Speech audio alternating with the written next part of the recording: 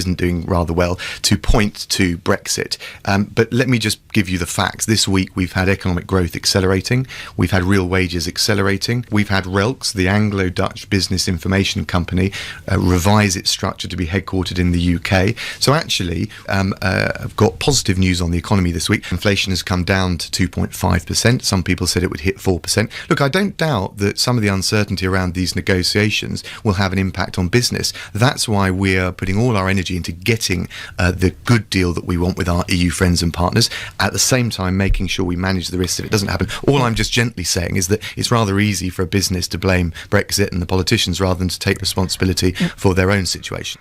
Now, ever since referendum day, there's been a phrase doing the rounds.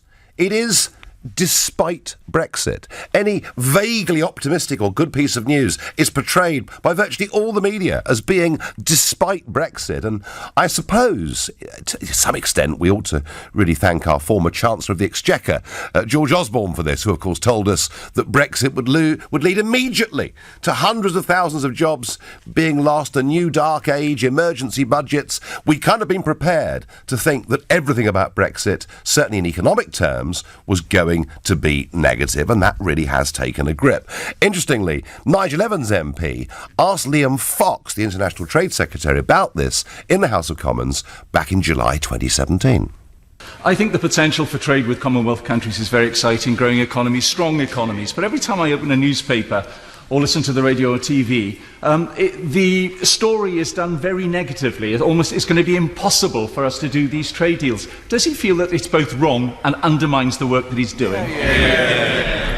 Well, Mr. Speaker, it does appear that some elements of our media would rather see Britain fail than see Brexit succeed. I cannot recall a single time in recent times when I have seen good economic news that the BBC didn't describe as despite Brexit.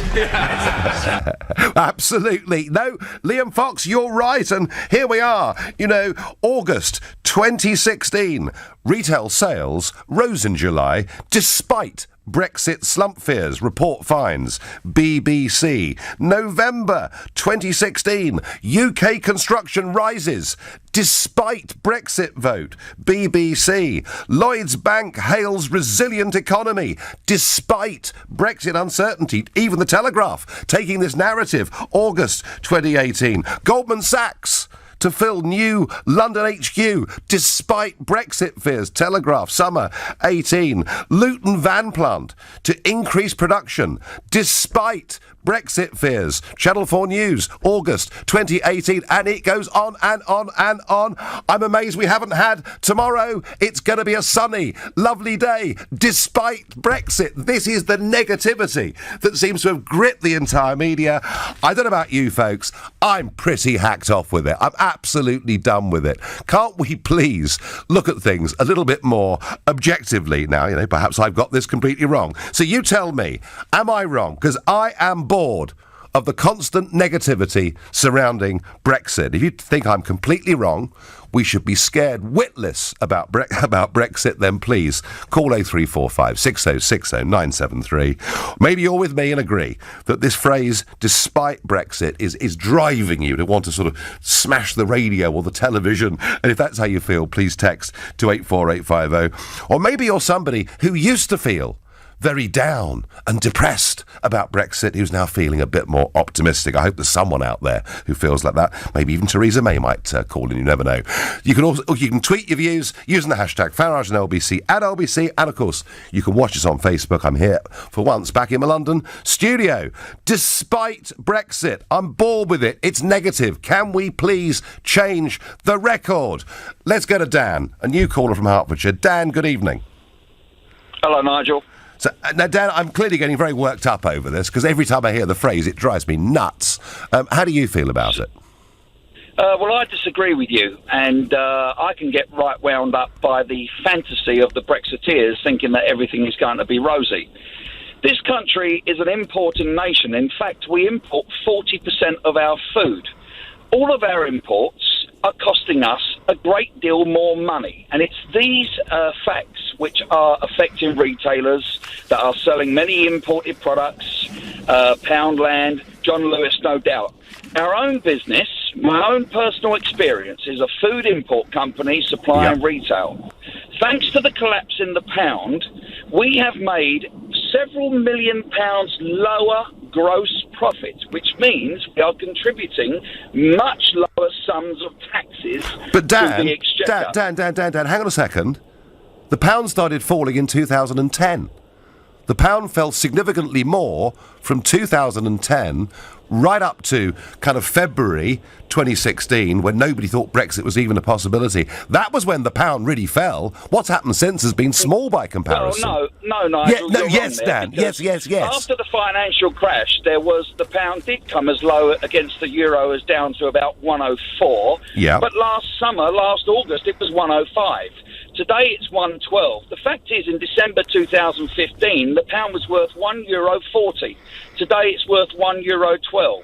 Now, we're importing a great deal from these countries, and all these imports are costing us more money. So for Dominic Raab to say that companies shouldn't blame this on the uncertainty about Brexit, well, it's the uncertainty that's squashing the pound.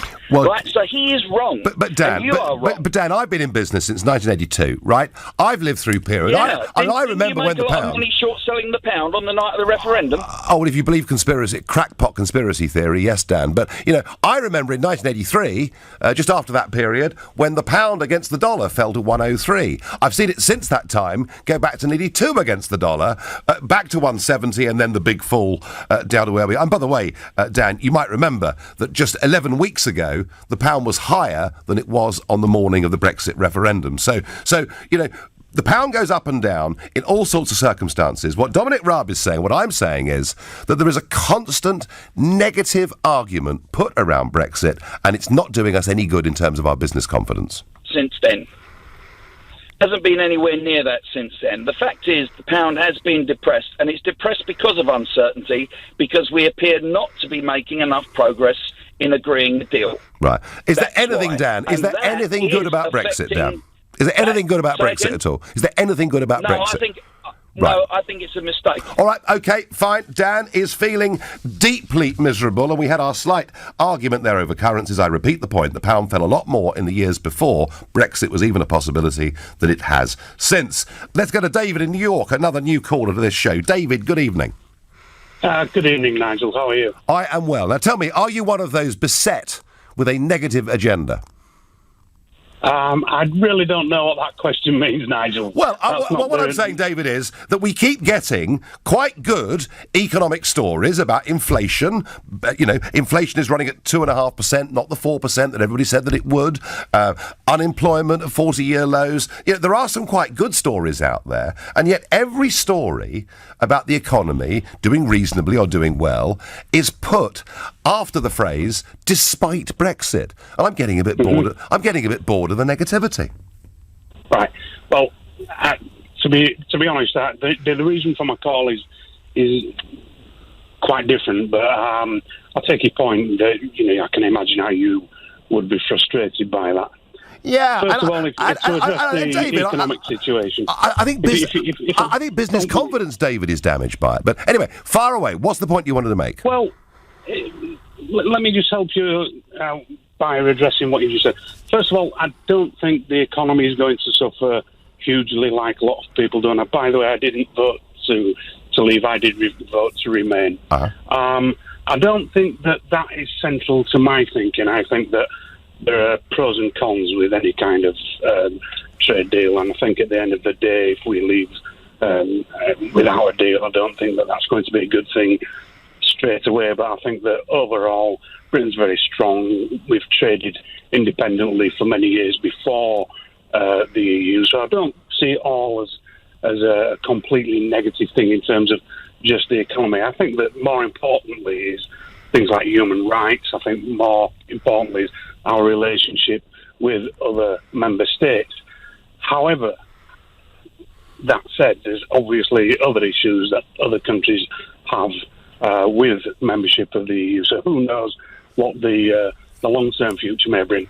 What I've phoned for, really, is you quoted Mr. Rubb this morning saying that he believes that his company suffered because of uncertainty. And I listened to his interview this morning. He's saying that That's John not what he Lewis said, Nigel. John Lewis have said that, you know, the uncertainty surrounding Brexit is one of the reasons their profits are down. And what Rob is saying is it's all a bit too easy to say that.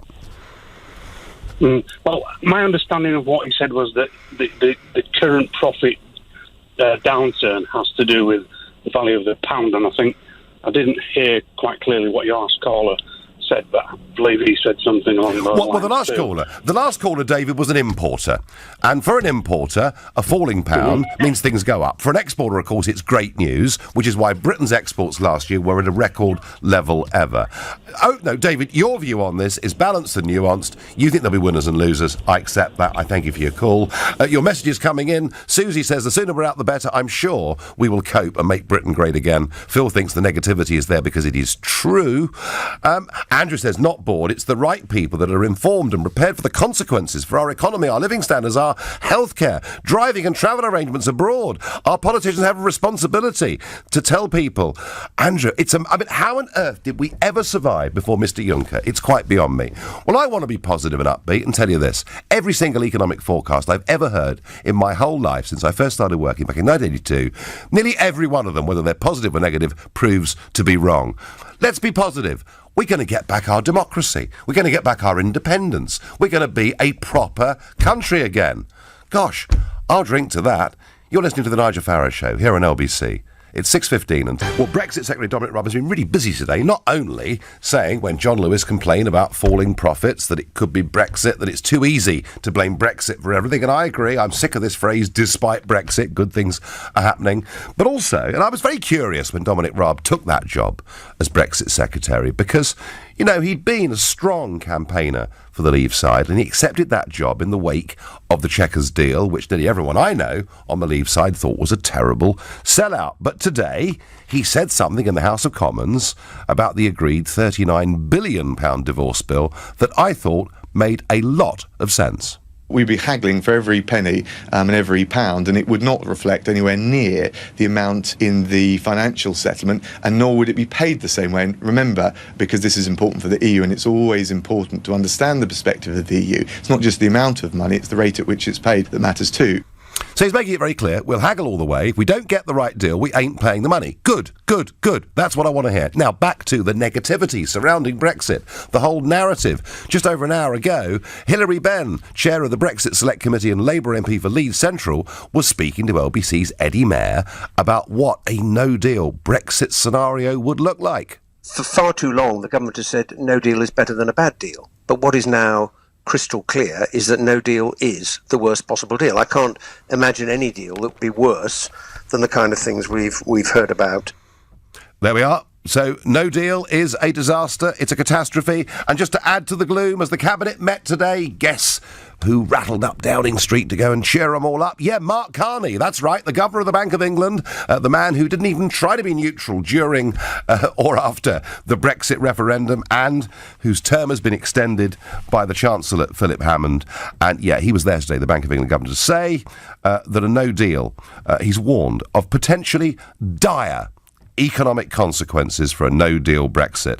So it's going to be a complete catastrophe. It's going to be an absolute disaster. The air of total negativity seems to permeate the entire debate without any positive views ever getting through. I'm getting pretty sick of it, as is Mary in London. She says, I'm sick and tired of all the talk of Brexit.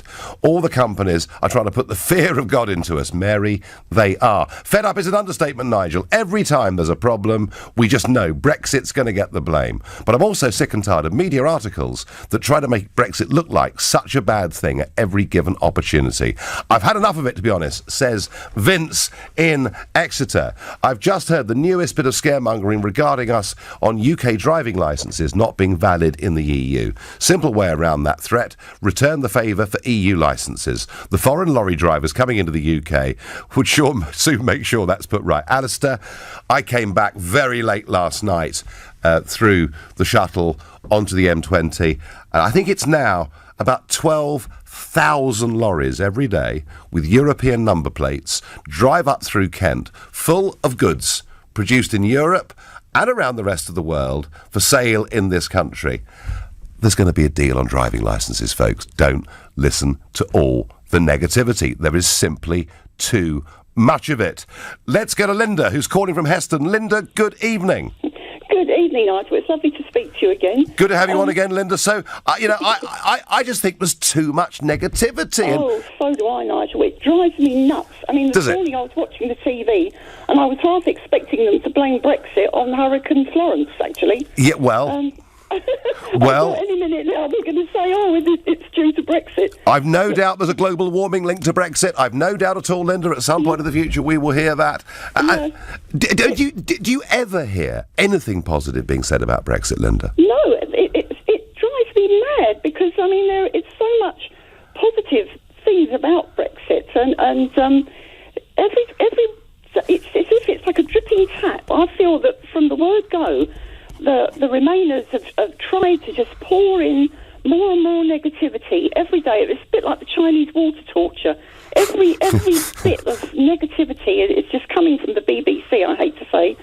But it's just dreadful. It drives me absolutely mad. And I know my family feels the same way because we're all very ardent Brexiteers. We just can't wait to get out. We feel that the longer that they push this can along the road, it's giving them more and more time to pour in more and more negativity. Yeah, no, I agree with that. Linda, you're on LBC. Here is your chance. Say something positive about Brexit. I think it's a wonderful chance for us to get back our borders and to make a real launch again into the world where we should be, not cowtailing behind on the edge of Europe as they think we are. We're not a tiny little island. We are a great nation. We are a great country. Are we going to make Britain great again, Linda? Yes, that's it. That's good. What I want to Thank do. you. Thank you. Yeah, they are positive, upbeat. Gosh, there is somebody else out there apart from me. Nigel, the only reason that J. Lewis is not making as much money is because they're paying Elton John around £5 million for a Christmas advert, says Kathy in Southampton. Kathy, I hope that's right, because I've just read it out on air. I might be in trouble if it's not. Hey, let's go to Teddington and speak to Paul. Paul, good evening. Good evening, Nigel. How are you? I am well. I'm just bored with hearing this, unemployment's down again despite Brexit, new investment into Britain despite... it's this constant framing of the debate, Paul, in a negative term. It's getting me down. Well, you're going to be down for a while. We're part of Europe. If you just look at the map, it's quite patently obvious. I thought we were an island. Yeah, but look at the continent. So we're continental Europe. Right. So the facts are there, Nigel. So does that mean, Paul... The financial houses... So does that mean, Paul... deserting our shores... Are they? Are they? You worked in finance. You should know, Nigel. Yeah, and I've just seen the massive investment. The massive investment in the city. Deutsche Bank have just taken massive office space just up off London Wall, which they've taken for the next 20... the investment of some of these foreign companies in financial services in London is huge, Paul. Yes, Nigel, but look at Dublin, look at Frankfurt. They're rubbing their hands together at the moment. I have to say, Dublin... They're actually doing better. So, JP Morgan. For goodness sake, Nigel, I thought you were in finance. Dublin. You don't have a clue, do you? Dublin has 12.5% corporation tax. It's a very good reason to move your HQ to Dublin, isn't it? And so why didn't they move there before Brexit was rumoured? Right. So, Paul, what you're saying is that the country is going to sort of go into sort of endless decline because we're not governed by Mr. Juncker, yeah? No, I'm not saying that. I'm just saying that it's a lost opportunity. Our biggest trading partners are the European Union. And actually the largest trading partner is Ireland for the UK. So we're cutting our nose off to spite our face, which seems ridiculous. So, Paul, let me just put these two quick points to you, right? Number one, only 12% of the UK economy is exports to the EU. Important though that is, 88% of it is not. Number two, of the whole world's economy, only 15% of it is in the Eurozone. 85% of it is outside the Eurozone. Looking ahead to the next 20 years, which of those two do you think is the most important market for us, Europe or the rest of the world?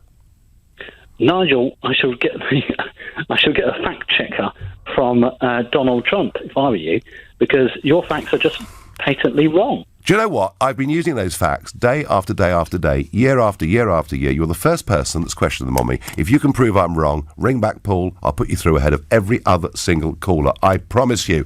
I hate the phrase I get by text, crash out of the EU. We simply leave under WTO, taking back full control and save 39 billion. Andy and Walton on Monets. And again, you're right. It isn't just despite Brexit. Crash out. Absolutely. Falling over the edge of a cliff.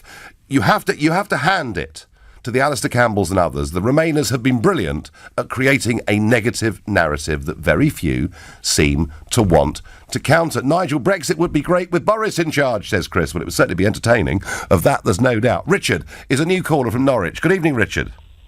Good evening. Are you one of those that feels very negative about Brexit, or are there things we should look forward to?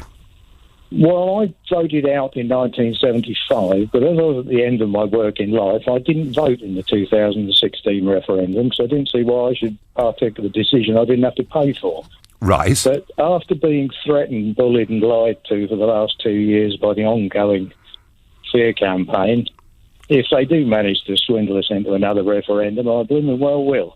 Right, so you really... I'm absolutely disgusted. Yeah, and it is this sort of... It is a kind of bullying, Richard, isn't it, really? Yeah, I spent my working life between the army and the police or standing up to bullies, and I don't see any reason why I shouldn't do it for myself. Yeah, they're bullying us, they're threatening us, they're trying to... And it's fear. They use fear, economic fear. They use it the whole time. Richard, I think... there are a lot of people out there like you, respectable, decent people, who actually are becoming quite bloody-minded because of the way this whole thing is being presented. Well, I wouldn't go too strong on the respectable and decent, but certainly I don't like being threatened. Okay, very good, Richard. Thank you for the call. You're listening to the Nigel Farage Show, exclusively on LBC.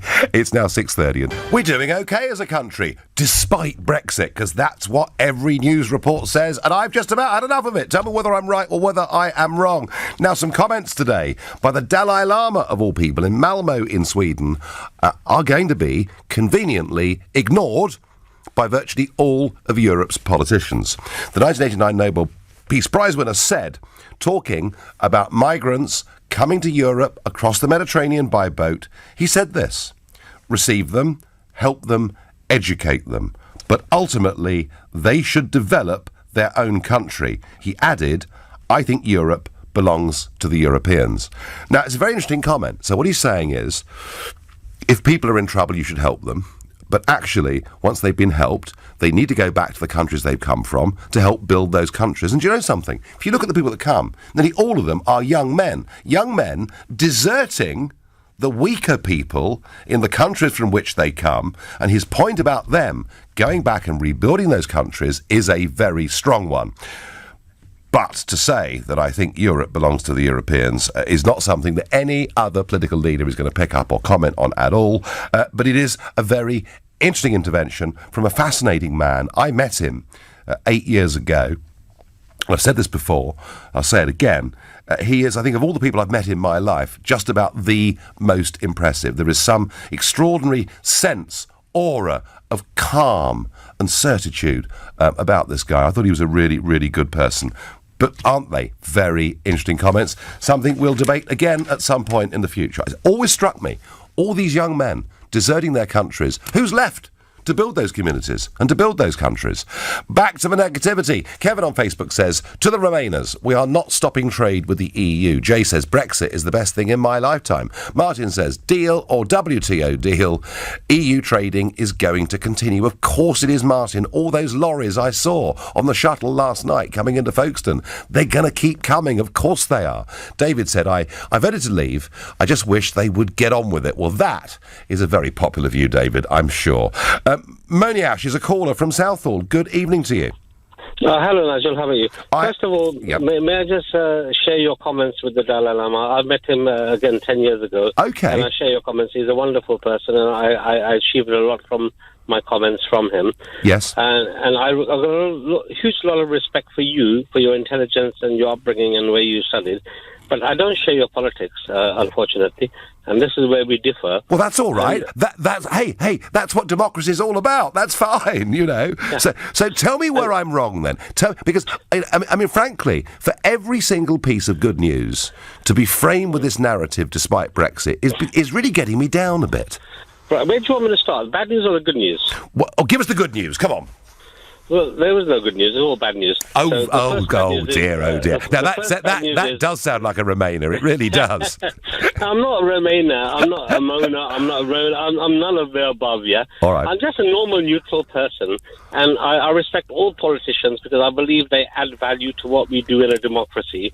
However, when you fail, I hope you don't take it the wrong way if I criticize you and tell you where you've gone wrong. Hopefully you can learn from it. Well, I'm all ears, absolutely. Okay. On this occasion, what evaluation did you do on Brexit? When you instigated it and promoted Brexit, did you do a cost-benefit analysis? Did you work out whether the costs are, the benefits are, and whether to weigh up the pros and cons?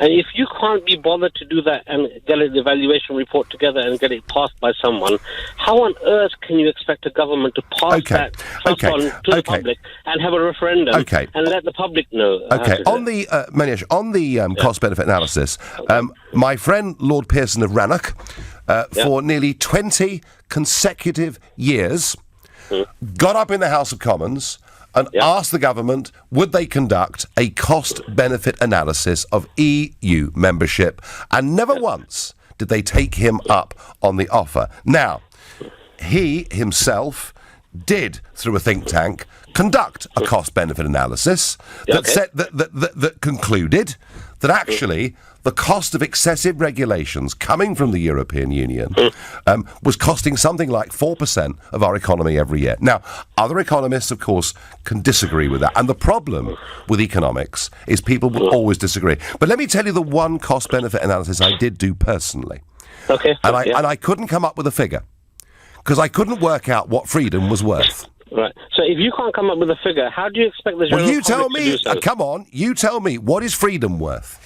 No, you are wrong. You're wrong. I'm sorry. I'm frankly sorry to say that. If you can't come up with a figure and you're making a huge decision, I can't monetize independence. I can't monetize democracy. If you can't monetize it, then why do you pass the buck on to the public and say, let's have a referendum? Are you telling me that everything of value in our lives should be measured in money? No, I'm saying that if you voted for a government to be in a policy to do something, we voted for them to do their job properly. And if they can't do their job properly and they just pass it on to a referendum and say, oh, I can't do that, I can be bothered, yeah? If I'm wrong, I'm going to suffer, so let the public deal with it. That's wrong. That's ultimately wrong. And that's what the government has done. And I'm sorry to say this, I totally disagree with that. And you've passed it with wrong information. Most of the public didn't even have a clue what the costs are or even the benefits are, and they're expected to vote on that. Well, I think, that's ridiculous. I'm sorry to say this. But maybe it's a subjective. Maybe it's a subjective. I don't want to be governed by Mr. Juncker and the gang in Brussels. I think we should govern our own country, make our own laws, control our own borders, and this. This is about something far more important than money. Okay. It's about identity. Nigel, if you don't mind, can I just digress a little bit? Let me give you a little example, if you can give me the latitude of time. Imagine you're getting a divorce. Well, as you're so polite, I couldn't possibly refuse. So go on. Thank you very much. Imagine you're getting a divorce and you want to divorce your wife, and you suddenly ask your children, "Oh, Mum's not doing too well these days, yeah, so we divorce her." And the children, you have a vote. The children say vote. But the children don't know. They're going to lose their school fees, they're going to lose their school, they're going to lose everything. And they've got no idea what's coming around the corner. This is what the country has done to us with the divorce. Theresa May has put us in a position with David Cameron, whoever he is. I don't know where he's hiding now. He's under his blankets or something. He's never to be seen. He's got some shed in the garden that cost about 40 grand, doesn't he, I think, you know. But this is where I'm standing from. And you see my point of view, and you feel any affiliation to where I'm coming from and where most public will come from. No, I don't. Manish, with respect, I think you're putting too much monetary value into this debate. And when it comes to money, listen, Brexit could be the biggest thing for our economy ever. Maybe it won't be. I don't know. But it's about getting independence. Thank you for your call. I've no doubt we will speak again. Dear Nigel, I've just enjoyed 3 pints in Whitstable. Despite Brexit, says Tony. I wish I was with you. I love Whitstable. It's a nice little town. Greg is calling from Edinburgh. Greg, good evening.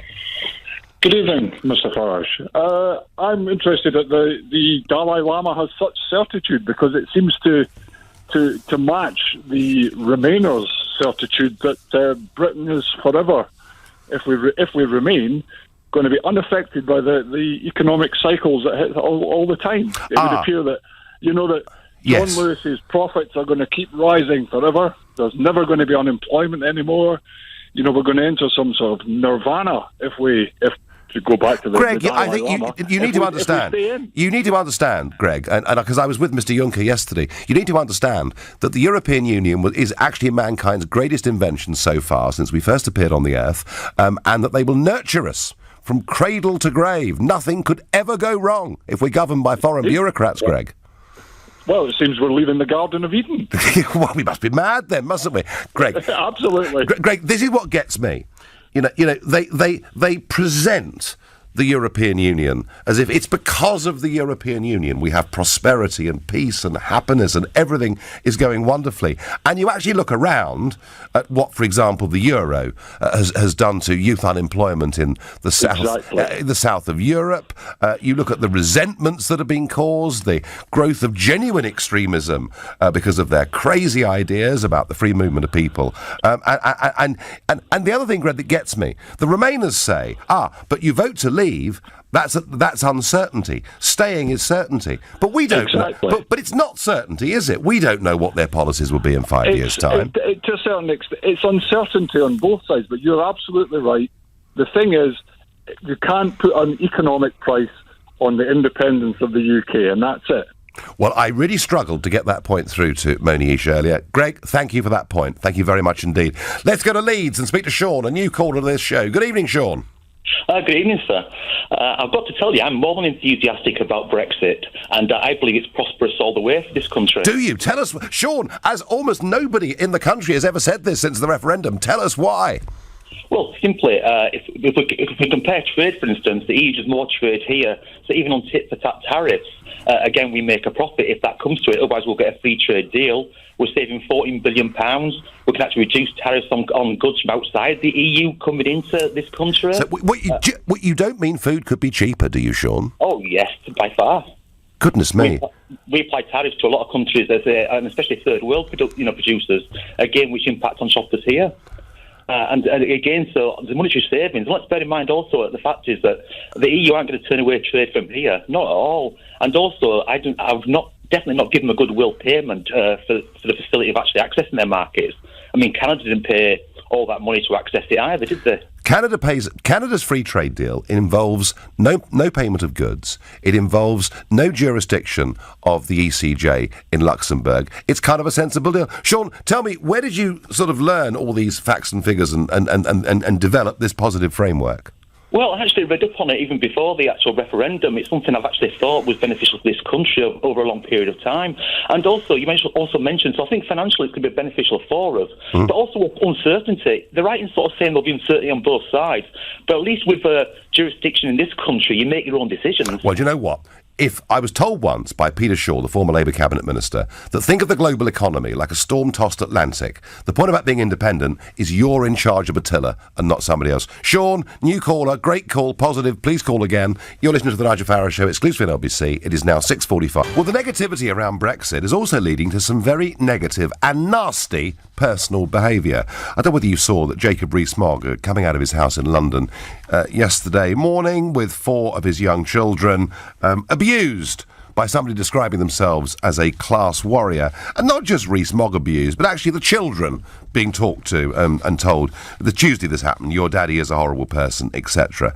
This is just unacceptable behaviour. Now, Mogg has told LBC it's nothing to get excited about, but I do think these personal attacks on political figures, well, sticks and stones may break my bones. It's part of the job. It goes with the territory. You know, people call out across the street or whatever. I mean, hey, there's nothing wrong with that. If you put yourself up for public office, you should expect that to be part of your life. But when it comes to your children being directly attacked or subjected to this kind of behaviour, I think the whole thing is completely and utterly unacceptable. In this case, all right, it's happened once. But if it does happen again, can the police please do something? I tell you because, and the reason I say this, and there is a personal angle on this, when my children were with me and we were attacked, not by one person, but by 80 people, and violence was used, and a car was written off, and children had to run and hide. And do you know how many prosecutions there were from the police? 0. And I do think we need to make sure that the children and families of those in public office and public life are properly protected in this country. Otherwise, you're going to find an awful lot of good people just won't go into politics, and that would be dreadful in my view. Now, back to negativity. And here we are. You see, now Jay says on Twitter, the delusion of some Brexit callers on LBC is quite something. One caller says Brexit is the best thing to happen. That's Nigel and his Brexit Alice in Wonderland friends and followers. Jay, at least we're being positive. What we're sick of is endless negativity. And I rather agree with this text that John has sent. He said, well, think about this. Where do the Remainers put their faces after the 29th of March 2019 next year when nothing happens? No one will ever listen to them again. Big risk if you rely on the media for a living. John, it'll be like the millennium bug. Do you remember? I mean, we were going to wake up. It was going to be a disaster. Systems would have crashed and gone down everywhere, and everything pretty much carried on as normal. And we were told, don't forget, that a Brexit vote would lead to a disaster. And because that hasn't happened, now they say, but Brexit hasn't happened yet. And they never, ever stop with this negativity. I'm bored with it. Had enough of it. Mark is calling from Yarmouth. Mark, good evening. Good evening, Nigel. Thanks for taking my call. Not one bit. I'm going to come in and defend what you're saying here, because basically what you've got is this negativity around this John Lewis thing, business and all that. Yeah, but as I said to the guy who took my call, basically when I don't remember anybody saying anything when these big high street brands or chains were going down the pan. Was it Woolworths and a few others that were disappearing off the high street? Mark, the high street. Before the referendum. Yeah, the high street's having a terrible time. You're right. Woolworths, names that we've known all of our lives. Nigel. Well, it's also a social shift, isn't it? A big change to online shopping. Yeah, but it's also overpricing. Yeah. I've been in John Lewis. It's quite expensive. Yeah. Yeah. Right, and if there's a bit of an unemployment issue in the area, they're not going to go there, are they? No. Mark, I agree with that. The high street was having a tough time. But you can't keep blaming... what it is, Nigel, is when in 1992 we also had the financial crash, which was Black Wednesday. That was when we left thank goodness we left the exchange rate mechanism. They tried to tie the pound. They wanted us to... Our politicians wanted us to join the euro. Yeah. And as a precursor to that, they pegged sterling effectively against the Deutschmark. Yeah. Yeah, well, that was a kind of precursor, wasn't it, of going into the euro? Absolutely. Right. And it cost this country dearly. Now, these Remainers, they either don't know that or they don't want to know it. Mark, they were wrong about the exchange rate mechanism. They were wrong about joining the euro, and they're wrong about this. They don't want to know, Nigel. They're scared of probably... I'm not saying this is absolutely 100%, but they seem scared to me that maybe, just maybe, we might be right. That... coming out of the EU was a good decision, because they're not going to accept the result either way. But how can you then... we've not come out yet, Nigel. They're going on about this doom and gloom. We've not come out yet. nothing has been agreed. We haven't come out of the EU yet. It's on the 19th. What is it? 29th of March is hopefully when we're going to. Mark, it's going to be okay. I'm going to move on, Mark. Loads of callers. Here we go. Joe in Birmingham. I bet you won't read this out, but here goes anyway. You do not have to worry about a negative price for freedom, as you got enough money. Ironically, some of it via your salary from the EU. Yeah, but I've just voted Joe to get rid of that salary. So what is the point you're actually making? The working, struggling classes, they've got to worry. Look, Joe, one of the whole points about Brexit is to give the little man and woman a better break against a kind of politics and a kind of economy where the big corporates dominated everything. And already, because EU migration numbers are a little lower than they were, average wages are going up, Joe. That, I think, is a good thing, not a bad thing. Now, if I ran a big company, I would think wages rising was a bad thing, but I don't. I've got time for one last caller on this subject of the constant negativity, the framing of all good news as despite Brexit, because it's driving me bonkers. I'm going to go to Launceston in Cornwall and speak to Roselda, a new caller to this show. Good evening. Oh, good evening, Nigel. Well, yes, all these negative comments, but to me they're negative because it's just confirming Remainers' forecast was scaremongering. It's Project Fear, and the good economic news is confirming that it was Project Fear. Yes, I mean, you know, the Chancellor of the Exchequer was very clear that the effect of a Brexit vote would be dramatic on the economy, and it simply hasn't been the case, Roselda, has it? No. But I also, can I get this in a minute? Go on. I did read a report by a German commentator, and he was saying that actually if Britain would only realise it, we're in a really, really strong position because German businesses and industries are so concerned about a no deal or a bad deal for Britain because of their huge surplus trade with us. Roselda, that's absolutely right. And do you know something? I have, without doubt, detected a change of tone. Monsieur Barnier shook my hand yesterday morning, beaming and friendly, asked how my summer had been. Even Juncker was quite positive and quite friendly when he spoke. And the reason is, Roselda, those big German companies particularly are putting massive pressure on. They don't want their goods to be tariffed in the UK. We're such a good market for them, they actually call us Treasure Island. So let's be positive about it all. Roselda, do you have... Do you find, Roselda, in Cornwall, do you find your friends that voted Remain, do you find they're still in a very negative mindset about Brexit? No, a lot of them who voted Remain are so fed up with how the EU are treating us that they're actually changing their minds. Interesting. Roselda, thank you very much indeed. Thank you, all of you.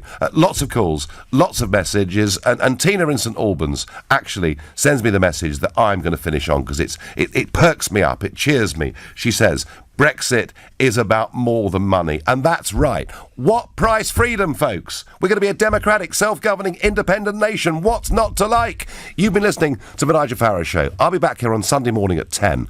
Tonight at 10 it's Tom Swarbrick, but up next it's Ian Dale. I was just about to break into Land of Hope and Glory then, but I resisted the temptation. Thank you very much, Nigel.